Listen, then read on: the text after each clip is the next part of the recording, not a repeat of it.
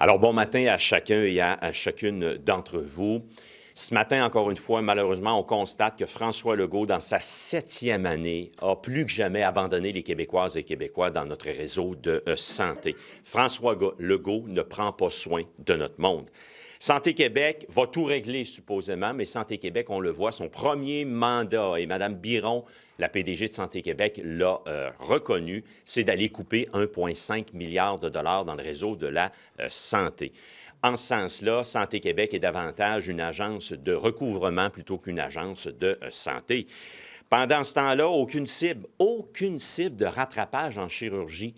Je pense que Christian Dubé était tanné de voir qu'il n'était pas capable d'obtenir les résultats. Il a décidé purement et simplement, en rattrapage de chirurgie, de ne plus avoir de cible. Il y a des ruptures de services excessivement préoccupantes en obstétrique à Sainte-Anne-des-Monts. En Haute-Gaspésie, rupture de service. Rupture de service également à l'hôpital de Sept-Îles, où les pouponnières et les soins intensifs en pédiatrie, à partir de 16 heures aujourd'hui jusqu'au 10 décembre, il y aura rupture de service. Vous avez même vu les coupures de Legault dans ce qui était l'urgence psychiatrique au CHUL. Ça a été révélé il y a quelques jours. Ils ont coupé l'agent de sécurité, imaginez-vous donc, ils en sont rendus là, à l'urgence psychiatrique. En ce sens-là, François Legault a abandonné les Québécoises et Québécois. C'est un échec retentissant en matière de santé. Et François Legault, donc, doit en répondre. Pour les 2 dernières années qui lui restent là, comme premier ministre, là, il doit faire de cela une priorité nationale. Malheureusement, il abandonne les Québécoises et Québécois. Je vais céder la parole à mon collègue André Fortin. Oui, merci. J'ai écouté attentivement le point de presse de M. Dubé avant qu'on quitte pour le week-end vendredi et il a dit 2 choses. On veut minimiser l'impact sur le service aux patients. Pourtant, à chaque jour, il y a une nouvelle région qui sort avec ses coupures au service pour le patient. Marc a fait état de quelques-unes d'entre elles. L'Estrie a été on ne peut plus clair ce matin en disant qu'il va y avoir des efforts qui vont être demandés aux patients dans certains secteurs. Ils nous ont dit essentiellement on va prioriser la protection de la jeunesse, l'hébergement des aînés, mais pour tout le reste, c'est-à-dire les services principaux qu'on demande comme patient, il va y avoir des efforts demandés aux patients et on va réduire les services de proximité. Ça veut dire des services en CLSC, dans les petits villages, partout dans la région, qui vont être affectés. M. Dubé nous a aussi dit que c'était mission possible d'avoir 1,5 milliard de coupures en santé dans les 4 derniers mois de l'exercice financier. Là, je veux juste essayer de mettre en perspective ce que ça veut dire pour certaines régions. Là.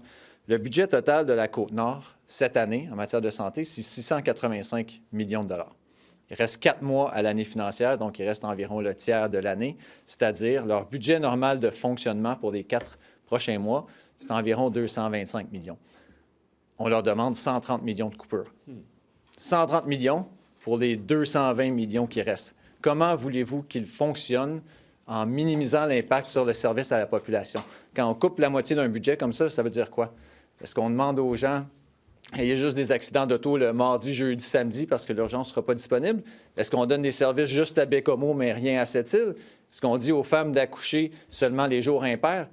Qu'est-ce que ça veut dire? Là, j'utilise le ridicule pour démontrer le ridicule de la proposition ou de la demande de M. Dubé envers certains centres de services, mais c'est ça qu'on demande aux gestionnaires partout à travers le réseau en ce moment.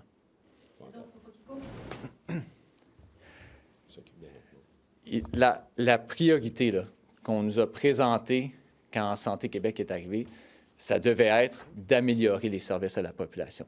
Mais quand on demande à une région comme la Côte-Nord de réduire son budget de 130 millions au cours des 4 prochains mois, alors qu'ils n'ont que 225 millions, il va y avoir des coupures drastiques. Là. On le voit partout à travers le Québec. Ça ne devait pas ça être le mandat de Santé Québec. Le mandat de Santé Québec devait être d'améliorer. Nous, on n'a pas de problème. On n'a aucun problème avec une gestion rigoureuse des fonds publics. Mais quand on arrive à 4 mois de la fin de l'année fiscale et qu'on demande des coupures comme celle-là, dans des régions où c'est déjà extrêmement difficile, on a déjà parlé ici de la médecine de brousse qui se fait sur la Côte-Nord et dans certaines autres régions. C'est déjà des régions où c'est particulièrement difficile d'avoir des services. Là, on leur demande des efforts qui ne tiennent simplement pas la route. On attend le prochain exercice financier pour couper? Bien, la façon que le gouvernement de la CAQ l'a fait, c'est de dire bien, il n'y a pas de problème. Allez-y, continuez. Vous avez votre budget. Et à chaque année, depuis le début le début du mandat de la CAQ, on a dit à des régions comme la Côte-Nord, vous pouvez avoir des budgets déficitaires. Vous pouvez aller au-delà des sommes qui vous ont allouées. Ils leur ont même donné des budgets spécifiques à cause de leur déficit en cours d'année par le passé. Là, on arrive à 4 mois de l'échéance, puis on leur dit, coupez comme ça de façon drastique. Moi, je ne peux pas croire ce que ça va vouloir dire. Je ne peux pas anticiper. Je ne pense pas qu'on réalise à quel point, si réellement le CIS de la Côte-Nord fait ce qui lui est demandé, à quel point ça va avoir un impact sur le patient. Alors, dans des situations comme celle-là, de demander de la rigueur dès le jour 1 de l'année fiscale, il n'y en a pas de problème. Mais de le demander comme ça, alors qu'il s'était fait dire « tout est beau, vous pouvez continuer comme ça va déjà », c'est inadmissible. En même temps, est-ce que les gestionnaires ne doivent pas être imputables aussi de choisir les bons? Si vous donnez l'exemple de l'agent de sécurité, là. C'est pas le ministre qui dit « vous coupez l'agent de sécurité ». À un moment donné, c'est quelqu'un qui a pris la décision de « OK, c'est ça ». Est-ce que vous pensez qu'il y a un gestionnaire dans le réseau de la santé que ça y tente de dire « on va couper les services de proximité ». Est-ce que vous pensez qu'il y a un gestionnaire dans le réseau de la santé que ça lui tente de dire « on va enlever l'agent de sécurité à l'urgence psychiatrique ». Est-ce qu'il y a un gestionnaire dans le réseau de la santé, là, sachant très bien que la façon de donner des services à la population, c'est d'embaucher des infirmières, d'embaucher des travailleurs sociaux qui se disent « ah ben ça me tente de suspendre tous les postes ». Non, ça, c'est une demande qui est faite par le gouvernement à 4 mois de l'échéancier. Alors, le gestionnaire, lui, il doit faire ce qui lui est demandé, mais celui qui fait cette demande-là en ce moment, c'est François Legault, c'est Christian Dubé, c'est Sonia Lebel, c'est le gouvernement de la CAQ qui demande des coupures comme ça à 4 mois de l'échéancier. Qu'est-ce que vous pensez de l'agenda législatif, M. Tanguay? Là, aujourd'hui, il y a 2 projets de loi privés qui sont étudiés, et puis il n'y a presque rien d'ici la fin de la session. Il ne se passe pas grand-chose. Sous la CAQ, il ne se passe pas grand-chose. Puis là, on pourrait me donner l'exemple du projet de loi 69. Projet de loi 69 qui était attendu depuis 2023, 1 an et demi. Projet de loi 69 qui devait faire en sorte d'être un élément clé dans l'objectif d'Hydro-Québec de développer d'ici 2035 8 à 9 000 mégawatts. Hydro-Québec, c'est des milliards qui doivent investir. C'est 30 000 travailleurs, travailleuses à tous les ans d'ici 2035. D'ici 2035, donc d'ici 11 ans. On a perdu depuis novembre 2023 une année. Projet de loi 69, on n'a pas été appelé à travailler dessus article par article. La ministre a dit 2 raisons, 2 excuses. Bien, elle dit qu'il va falloir trouver moyen de rédiger un amendement pour limiter à 3 % la hausse tarifaire des particuliers. C'est pas compliqué, là. Ça prend 5 minutes de rédiger cet amendement-là, puis c'est à ça que ça sert l'article par article. Et de 2, elle a dit « Ah, bien, savez-vous pourquoi on n'a pas appelé 69? C'est parce que Donald Trump, il a lancé la menace du 25 %. Mais la menace du 25 % c'était la semaine passée, à la 10e semaine sur 11. Ils ne l'ont pas plus appelé pendant ce temps-là. Alors, c'est à Québec, sous la CAQ, il se perd beaucoup de temps de législation. Puis ça, bien, nous, on le déplore. Pourquoi, juste à votre avis, cette Je pense qu'ils n'ont plus d'idées. Je pense qu'ils n'ont plus d'idées.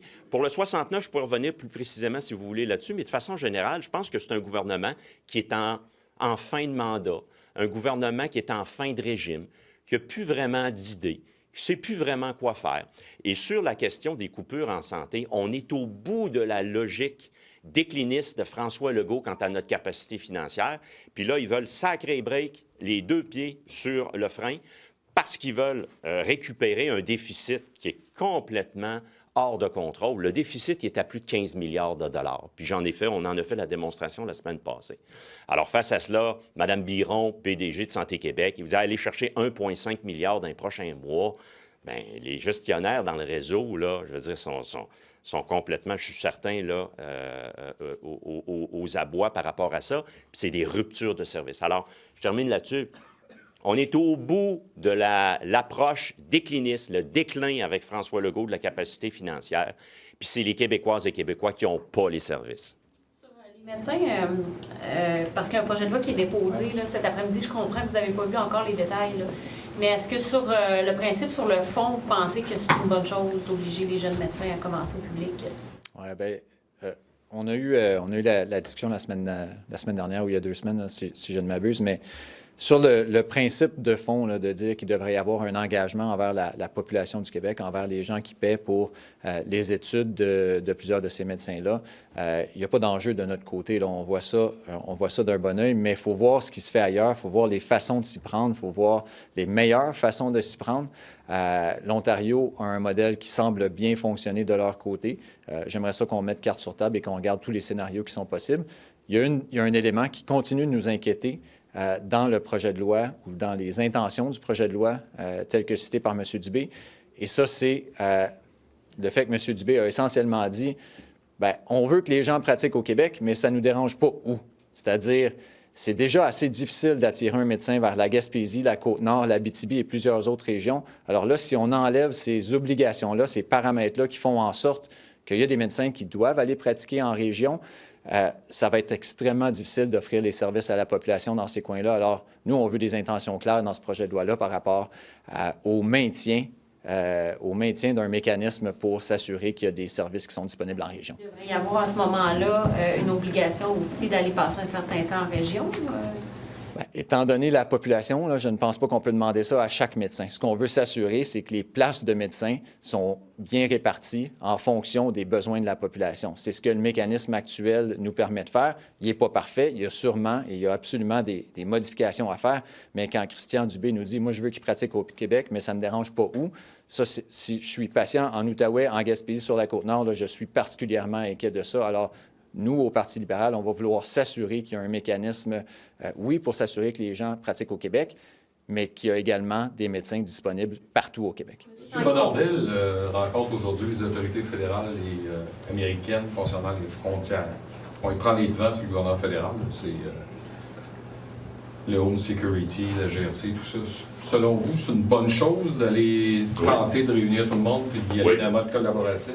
Tout à fait. Vous savez, dans la Fédération canadienne, il faut aborder cela avec le mode collaboratif. Alors, effectivement, je pense que c'est une bonne chose que les intervenants sur le terrain, les experts se parlent et voir s'il y a lieu à améliorer les choses. Alors, je pense que c'est une bonne chose d'être proactif là-dessus, tout à fait. Un moment Je peux juste finir deuxième là-dessus.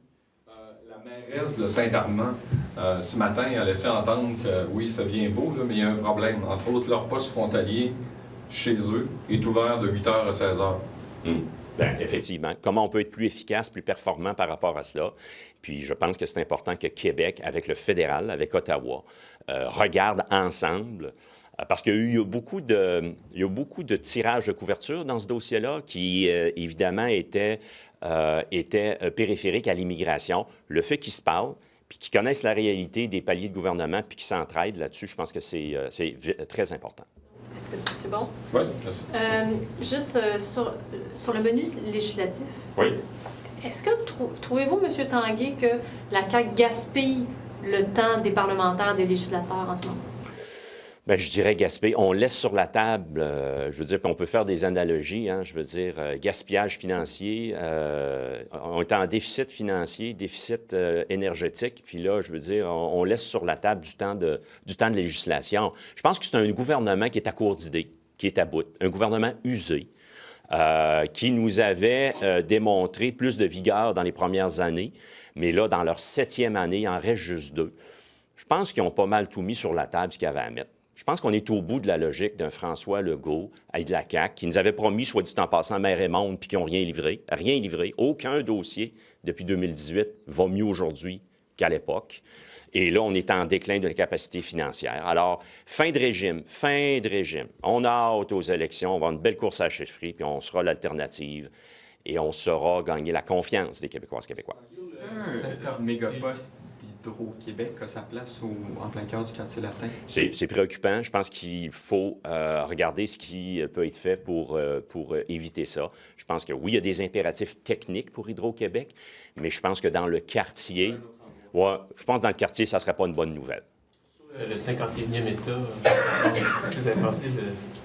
Bien, je pense que, d'un, j'étais pas là, alors on ne sait pas précisément ce qui s'est dit. Ce qui nous est rapporté, semble-t-il, la farce, et je le vois comme une farce, une boutade, aurait été fait. Ça n'arrivera pas. Ça ne sera pas ça. Ça n'arrivera pas. Ça montre pas Quand même, notre faiblesse dans cette négociation-là qui s'annonce. Ben, je pense que c'est une bonne chose que le premier ministre du Canada se rende et avoir ce moment-là avec Donald Trump. Déjà que la rencontre ait pu être organisée et ait eu lieu, je pense que ça envoie un signal, je pense, somme toute positif. Ils sont capables de se parler. Maintenant, la teneur de leur discussion, je n'étais pas là. Par rapport à ça, comme je le vois comme une boutade, le 51e État, ça n'arrivera pas.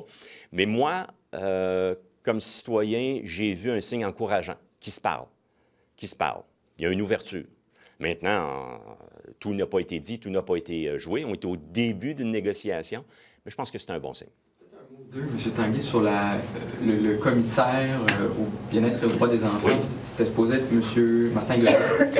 Vous aviez même été averti là, la semaine dernière. Là, aujourd'hui, on apprend qu'il n'est plus le candidat qui sera proposé par le gouvernement Legault pour des raisons qu'on ne connaît pas. Mais je veux vous entendre sur le processus de nomination parce que le secrétariat des emplois supérieurs avait quand même évalué cette candidature-là. Semblait pas y avoir de problème. Puis là, cette semaine, il y a des problèmes, visiblement. Donc, qu'est-ce que ça vous dit, vous, sur la procédure d'approbation de ce type de nomination? Bien, le secrétaire aux emplois supérieurs fait le démarchage et soumet des premières candidatures au gouvernement. Et c'est au gouvernement de dire, bien, j'irai de l'avant avec telle candidature. Je vais vous avouer que je ne suis pas au courant du détail quant à cette proposition-là. Force est de constater si d'aventure le gouvernement avait décidé d'y aller, bien, ça a été mis de côté. Nous, le processus, c'est qu'on va nous soumettre, le cas échéant, la candidature qui sera confirmée par le gouvernement de façon très claire. Et nous, on va faire notre vérification diligente, puis regarder est-ce que c'est la bonne personne qui a le bon profil, parce que ce sera une nomination aux 2 tiers. Ne seriez-vous pas avantagé à être averti plus tôt de toutes ces informations-là? Est-ce que vous devriez être inclus dans le processus de nomination? Je pense que le processus de nomination aux 2 tiers, tel qu'il est, je pense qu'il tient la route. On peut même, le cas échéant, dans certains cas, demander à rencontrer la personne comme on l'a déjà fait.